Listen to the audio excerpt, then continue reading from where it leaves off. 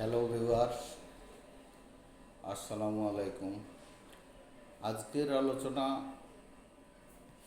Asthma বা হাঁপানি। আমাদের সমাজে হাঁপানির প্রচলনটা অনেক আগে থেকেই। তো আজকে আমরা জানব হাঁপানি কিভাবে হয়, কেন হয়।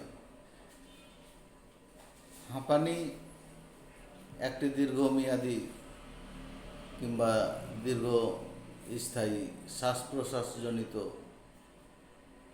রোগ, যা ফুসফুসের বায়ু চলাচলের পথকে ন্যারো করে দেয়, সংকুচিত বা স্ফীত করে তোলে, যার ফলে শ্বাস নিতে কষ্ট হয়।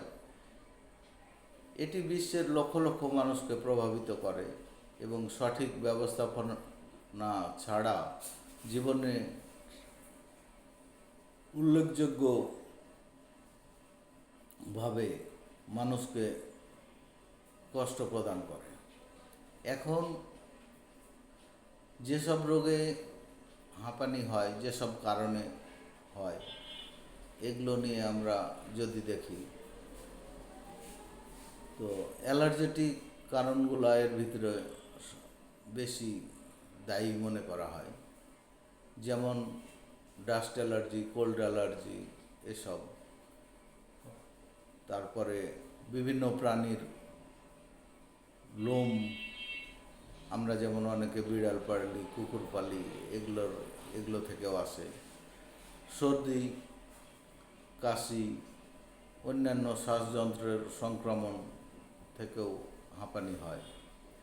তো আমি যেহেতু হোমিও ডাক্তার, হোমিওপ্যাথি নিয়ে কাজ করছি বহুদিন যাবৎ, তো হোমিওপ্যাথিতে এটার খুব সুন্দর চিকিৎসা আছে। অন্যান্য যে আমার কাছে যে রোগীগুলো আসে, এখানে দেখি তাদের কমপ্লেনগুলো থাকে, স্যার আমি অনেক দিন ধরে চিকিৎসা করছি, আদার্স চিকিৎসা করে যাচ্ছি, হয়তো ওষুধ খাচ্ছি, তখন আমাদের একটু শ্বাসকষ্টটা কম থাকছে, কিন্তু অ্যাকচুয়ালি ভালো হতে পারছি না, বছরকে বছর ওষুধ খেয়ে যাচ্ছি। তো আপনার যদি এই ধরনের হাঁপানি, অ্যাজমা, কাশি এটা থাকে, আপনি অন্তত হোমিও ওষুধ সেবনে চিরতরে এটাকে কিওর করতে পারবেন। আপনি অবশ্যই ভালো হতে পারবেন যদি আমার উপদেশ মতো চলেন এবং হোমিও ওষুধ, আমি ক্যারিস্টেটিকের উপরে ওষুধ দিই আপনার সিমটমের উপরে। এই সিমটোমেটিক ওষুধ আপনাকে একমাত্র নিরাময় করতে পারবে। কাজেই আপনি অবশ্যই, যদি আপনার হাঁপানি থাকে, তাহলে অবশ্যই আমার সাথে যোগাযোগ করবেন। আপনি খুব সহজেই এই হাঁপানি থেকে মুক্তি পাবেন। হাঁপানি রোগ যার হয়েছে সে শুধুই জানে এটা কতটা কষ্টকর, কতটা কঠিন।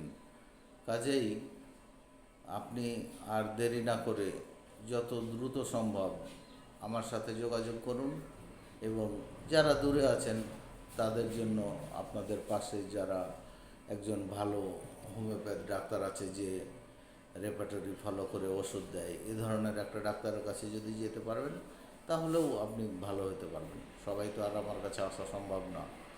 যারা তাদের কাছের একজন হোমিও ভালো ডাক্তারের কাছে চিকিৎসা নেন, আপনি চিরতরে ভালো হতে পারবেন। সবাইকে ধন্যবাদ।